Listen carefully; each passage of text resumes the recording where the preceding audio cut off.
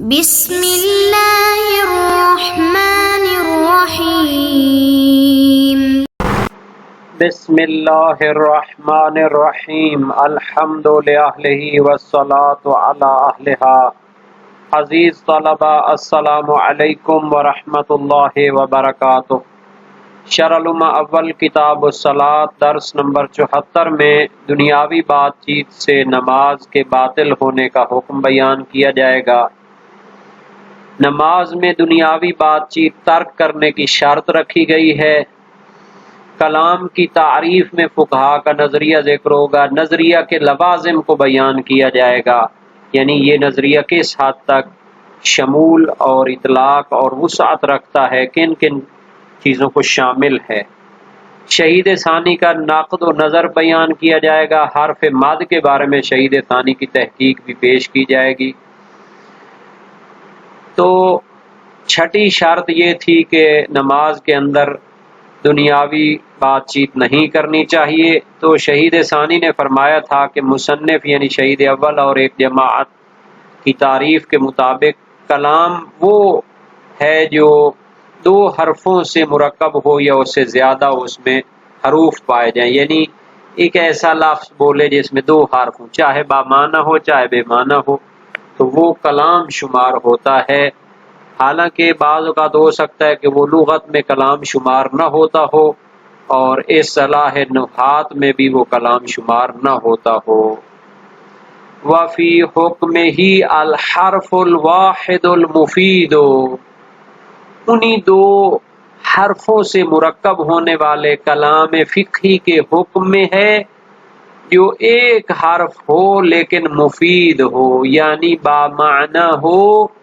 اور مطلب کو سمجھانے والا ہو۔ کل امر من الافعال المعتلۃ الطرفین، جیسے صیغہ امر ہوتا ہے جو افعال یعنی صیغہ فعل امر ہو گیا ان افعال میں سے جو معتلۃ الطرفین ہوتے ہیں، یعنی عین الفعل اور لام الفعل ان کا کیا ہوتا ہے، حروف علت میں سے ہوتا ہے، اور اپنے اعلال کے قانون کے مطابق وہ یا فعل امر بناتے ہیں تو دونوں حروف علت ساکت ہو جاتے ہیں اور وہ ایک حرف بچ جاتا ہے یا فعل امر بناتے ہیں۔ یہ ہے جناب علی قی، مثل قی من الوقایت، وقایقی سے قی فعل امر بنتا ہے۔ تو یہ فعل امر ایک معنی مفید رکھتا ہے، سمجھاتا ہے اپنے آپ کو بچاؤ، تو ظاہری طور پر قی ہے، اصل میں جناب علی اس میں ایک انتا کی ضمیر ہے جو اس کا فاعل بنتی ہے۔ وعی من الوعایت، وعا یعی سے فعل امر مخاطب بنتا ہے اے، یعنی کہ تم اس چیز کو کیا کرو، اچھی طرح یاد کرو۔ وعا یعی یعنی سمیٹ لینا، سمجھ لینا۔ ایک حرف مفید بھی کلام فقہی کے حکم میں ہے، لاشتمالہ علی مقصود الکلام وان اخطأ بحذف ہاء السکت، چونکہ یہ ایک حرف مقصود کلام پر مشتمل ہوتا ہے، مکمل معنی کو سمجھاتا ہے، اگرچہ کہ اس میں ہاء سکتہ کو حذف کر کے غلطی کی جاتی ہے۔ اس کو قہ یا اہ پڑھنا چاہیے، جب ایک حرفی ہو تو اس کو بولنے کے لیے آخر میں ایک ہاء سکتہ لگا دی جاتی ہے۔ اگر تو اس کو قہ پڑھیں یا اہ پڑھیں تو پھر تو یہ دو حرفی ہو جائے گا، اور دو حرفی تو مبطل ہوتا ہے فقہا کی اصطلاح میں بھی، لیکن اگر اس کو غلطی سے کیا کر دیا جائے، حذف کر دیا جائے، تو بھی یہ مبطل ہوگا، چونکہ یہ مفید ہے، با معنی ہے، مکمل کلام ہے۔ وحرف المد، اور اسی کے حکم میں حرف مد بھی ہے، لاشتمالہ علی حرفین فصاعدا، چونکہ یہ دو حرفوں یا زیادہ حرفوں پر مشتمل ہوتا ہے۔ حرف مد الف سے پہلے زبر ہو، واو ساکن سے پہلے پیش ہو، یا ساکن سے پہلے کیا ہو، زیر ہو، تو وہاں پر حرف مد پیدا ہوتا ہے۔ تو یہ حرف مد چونکہ 2 یا 3 یا حتی 6 حرفوں کے برابر بھی اس کو کھینچا جاتا ہے، تو اس وجہ سے کہتے ہیں حرف مد بھی اسی کلام فقہی اور مبتل کے حکم میں ہے، چونکہ یہ 2 حرفوں یا اس سے زیادہ کے پر کیا ہوتا ہے، مشتمل ہوتا ہے، اس کو کھینچا جاتا ہے 2 یا زیادہ حرفوں کے برابر۔ وَيُشْكَلُ بِأَنَّ النُّصُوصَ خَالِيَةٌ عَنْ هَذَا الْإِطْلَاقِ۔ شہید ثانی فرماتے ہیں یہ جو شہید اول اور فقہا نے ایک فقہی اصطلاح میں 2 حرفوں پر مشتمل لفظ کو کلام قرار دیا ہے، مبتل قرار دیا ہے، تو اس میں اشکال ہو سکتا ہے کہ نصوص اس حد تک اطلاق سے خالی ہیں، ان میں یہ نہیں کہا گیا کہ جناب جو بھی 2 حرفی لفظ ہو وہ مبتل ہو جائے گا، چاہے بے معنی ہو چاہے با معنی ہو۔ تو اس میں جب یہ اطلاق نہیں پایا جاتا روایات میں، فلا اقل من ان یرجع فیہ یا یرجع فیہ الی الکلام لغتا او اصطلاحا، تو جب روایات اس اطلاق سے خالی ہیں تو کم از کم ہمیں چاہیے کہ رجوع کریں یا رجوع کیا جائے اس کلام میں مبتل کے بارے میں اس کلام کی طرف کہ جس کو کم از کم لغت میں کلام قرار دیا جائے، بات چیت قرار دیا جائے، یا اصطلاح نحات میں اس کو کلام قرار دیتے ہوں۔ تو روایات کی طرف رجوع کرنا پڑے گا کہ جن کی طرف شہید ثانی اشارہ فرما رہے ہیں کہ ان میں اطلاق ہے یا نہیں ہے۔ تو بہرحال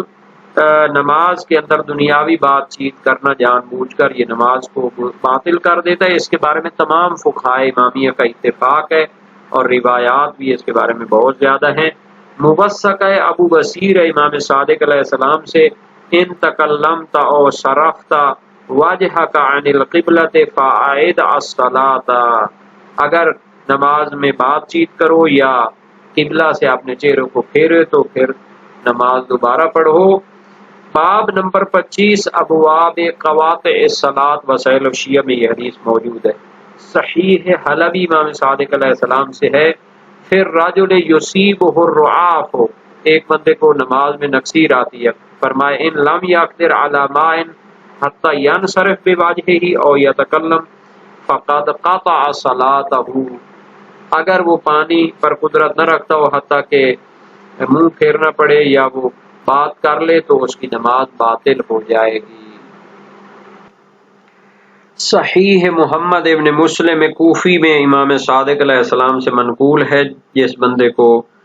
نقصیر آتی ہے فرمایا ان تکلم فلیعد صلاتہ، اگر بات کرے تو پھر دوبارہ نماز پڑھے۔ تو کلام مبتل کے بارے میں فرق نہیں ہے کہ کوئی مخاطب ہو سننے والا یا نہ ہو، چونکہ روایات میں اس حوالے سے تو اطلاق پایا جاتا ہے۔ اسی طرح فرق نہیں ہے کہ مجبور ہو بولنے کے لیے یا اختیاری اور ارادی صورت میں بولے،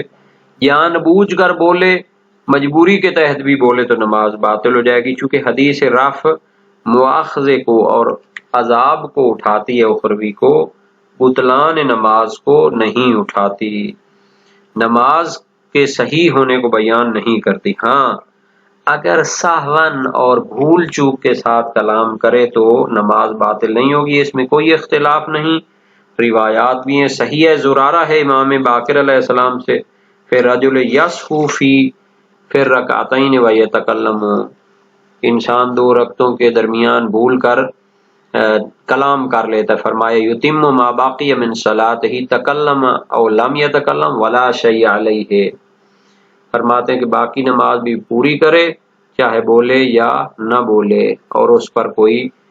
مواخذہ بھی نہیں ہے یا اس پر کوئی مزید کفارہ نہیں ہے، یا کیا کہہ سکتے ہیں کوئی سجدہ سہو وغیرہ نہیں ہے۔ صحیح عبد الرحمن بن حجاج ہے امام صادق علیہ السلام سے، ان رجل یتکلم ناسیا فی الصلاۃ، ایک بندہ نماز کے اندر بھول کر کلام کر لیتا ہے، فرمایا اقیموا الصفوف، نہ یقول اقیموا صفوفکم، بھول کر کہتا ہے کہ صفوں کو سیدھا کر لو، فقال، امام نے فرمایا یتم صلاتہ ثم یسجد سجدتین، کہ وہ نماز پوری کرے پھر 2 سجدے صاحب کے وہ ادا کرے۔ تو جو کلام اور بات چیت نماز کو باطل کرتی ہے اس سے استثناء کیا گیا ہے ذکر خدا کے عنوان سے جو بات چیت کرتا ہے، کلام کرتا ہے، دعا مباح کے عنوان سے جو کلام کرتا ہے، قرآن کریم کی تلاوت کے عنوان سے جو کلام کرتا ہے، فَإِنَّهُ غیر مبتل، یہ مبتل نہیں ہوگا، اس میں کوئی اختلاف نہیں ہے۔ اور روایات موثقہ عمار صحاباتی امام صادق علیہ السلام سے عن الرجل والمرأة يكونان في الصلاة فيريدان شيئا يجوز لهما ان يقولا سبحان اللہ، ایک مرد یا عورت نماز میں ہوتے ہیں، کوئی چیز ان کو ارادہ ہوتی ہے تو کیا ان کے لیے جائز ہے کہ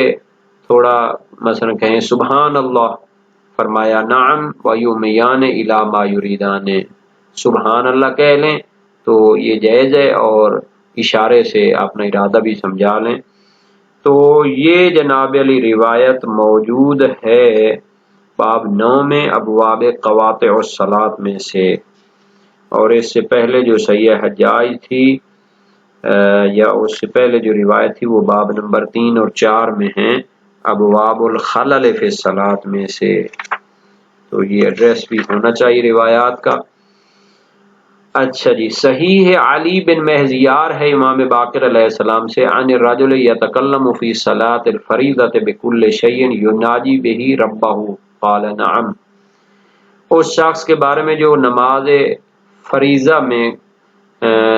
خدا سے مناجات کرنے کے لیے کوئی کلام کرتا ہے، فرمایا کوئی حرج نہیں ہے، کر سکتا ہے۔ صحیح حلبی امام صادق علیہ السلام سے کلما ذکرت اللہ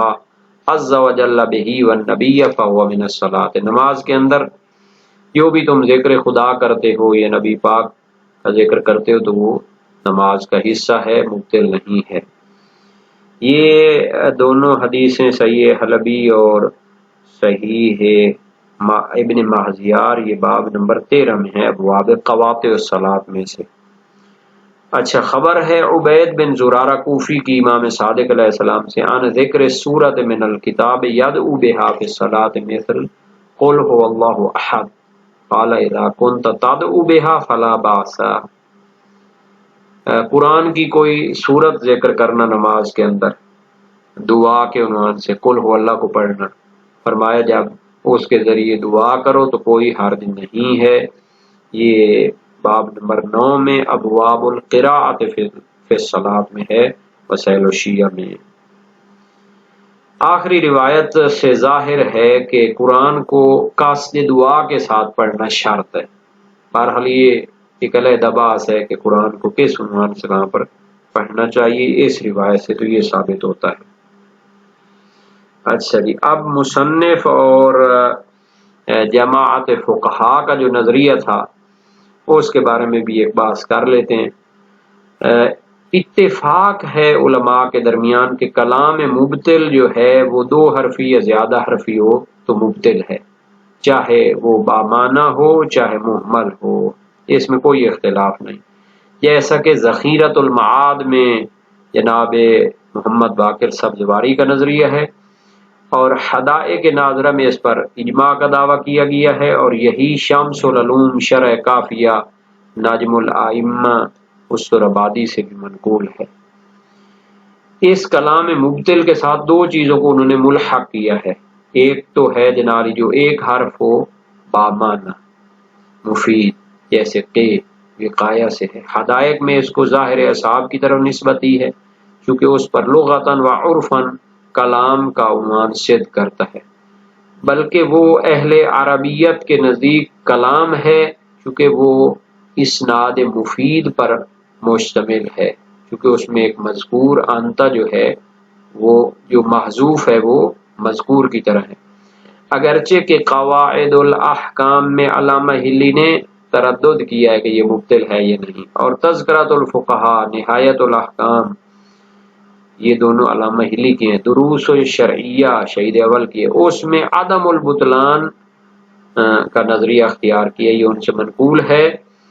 چونکہ وہ حرف واحد ہونے سے خارج نہیں ہے، اور فقہا کی اصطلاح کیا تھی کہ 2 حرفی مبتل ہوتا ہے، تو چونکہ یہ 1 حرفی ہے اس وجہ سے یہ مبتل نہیں۔ اچھا، دوسری چیز جو ملحقی ہے وہ حرف ہے جس کے بعد مد ہو، جو حرکت کو کھینچنے سے پیدا ہوتی ہے، چاہے ماد ضمہ ہو یا کسرہ ہو یا فتحہ ہو۔ یہ مدہ جو ہے نا جی، اسے اس حرف کو واو کے ساتھ یا الف کے ساتھ یا یا کے ساتھ ملحق کرتی ہے،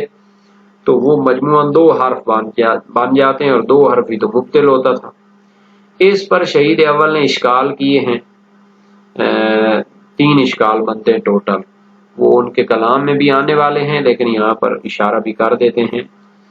کلام مبتل کو مقید کرنا جو 2 حرفی ہو،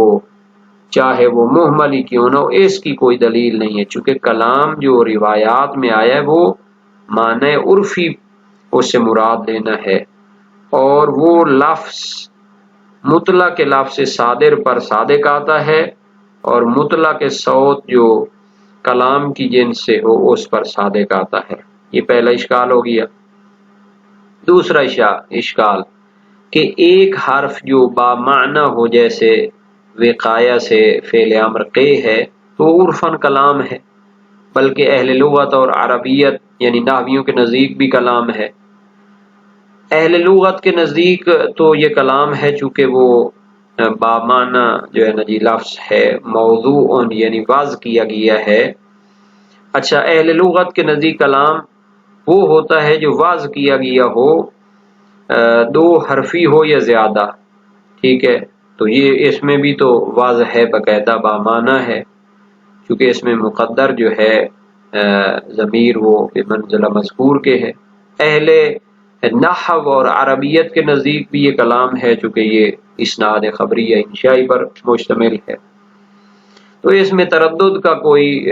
سبب نہیں بنتا، جیسا کہ جناب علامہ ہلی نے قواعد الاحکام میں کیا ہے، یا جن لوگوں نے باطل نہ ہونے کا نظریہ دیا ہے، جیسا کہ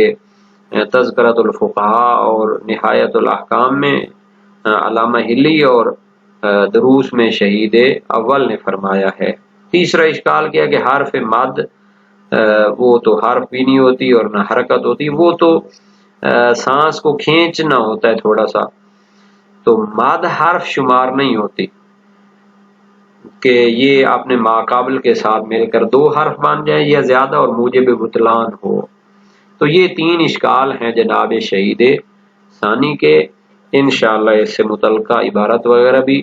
دیکھی جائے گی اور اس کو بیان کیا جائے گا۔